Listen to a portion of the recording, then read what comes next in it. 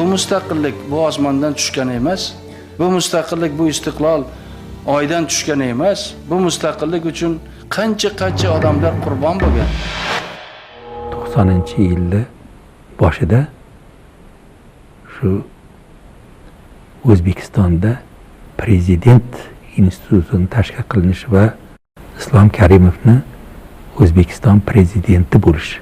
Bu Sovet ittifoqida respublikalar ichida birinchi marta sodir bo'lgan ish bo'lgan.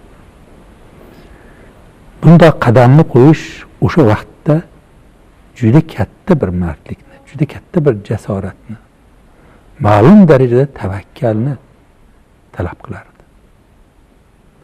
Inson hayotida shunday vaqtlar bo'ladiki, shunday qadam qo'yiladigan paytlar keladiki, shu qadamni qo'ygan paytda yoki shu so'zni aytgan vaqtida 5 yildan keyin nima bo'ladi? 10 yildan keyin nima bo'ladi? Shu qo'ygan qadamim to'g'ri bo'ladimi? SSR parchalanmasa nima bo'ladi? Shuni o'ylaydigan vaqt keladi. Shunday odamni ko'zingiz oldiga tasavvur qiling, shunday odamni o'rniga o'zingizni qo'yib ko'rsangiz, siz buni butun bir mushkulligini, buni nihoyatda bir katta bir tavakkal ekanligini tasavvur qilish mumkin. Ana shunday vaqtlarda men o'ylaymanki, inson Allohdan shu meni qo'ygan qadamimni oxiri bilan to'g'ri qilgin, meni aytgan so'zimni, meni qiladigan ishimni oxiri bilan to'g'ri qilgin deb iltijo qilib qo'yadi shekilli. Mana bugun mana shu qo'yilgan qadam, shu O'zbekistonni birinchi bo'lib prezident institutini tashkil qilish va Islom Karimovni prezident bo'lganligi mana bugun biz sharaf bilan eslab, hamma joyda maqtanib, boshimizni ko'tarib, ana shu O'zbekdan chiqdi shunday ish, shunday qadam. Shu qadam qo'yilgandan keyin prezident o'zini bir tor doiradagi suhbatlaridan birida, men bugun endi aytaversam bo'ladi, Gorbachov bilan shu voqeadan keyin ko'rishganni hikoya qilib bergan edilar. Shu Gorbachov aytgan ekanki, надо нам с тобой подумать, как мы выйдем из твоего положения.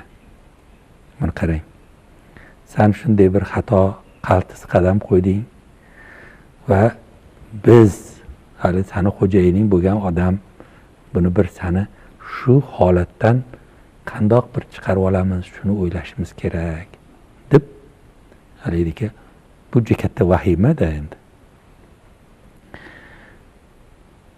Men bugun qayta shukrlar bilan aytamanki, bu qo'yilgan qadam oqibati bilan to'g'ri bo'ldi. Islom Karimov O'zbekiston prezidenti etib saylangandan so'ng Mikhail Gorbachov bilan bo'lgan birinchi uchrashuvni shunday xotirlaydi. Prezident etib saylanganimdan so'ng Moskvaga davlat kengashining majlisiga borganimda Gorbachov meni kinoya va hurmatsizlik ohangidagi so'zlar bilan kengash a'zolariga mamlakatda o'zidan keyingi ikkinchi prezident sifatida tanishtirdi va bu tushunarsiz vaziyatning oxiriga yetishga va'da berdi. Menga agar gap shu ohangda davom etadigan bo'lsa, men majlisdan chiqib ketaman deb javob qildim. So'ngra Moskva meni turli yo'llar bilan ishdan chetlatishga urinib ko'rdi, lekin hech narsa qila olmadi.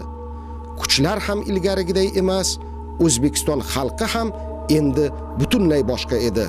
Bizlar mustaqil bo'lsak, bizlar erkin davlat hisobida o'zimizni ko'rmoqchi bo'lsak, nima uchun men prezident bo'lib, kimnidir oldida javob berishim kerak?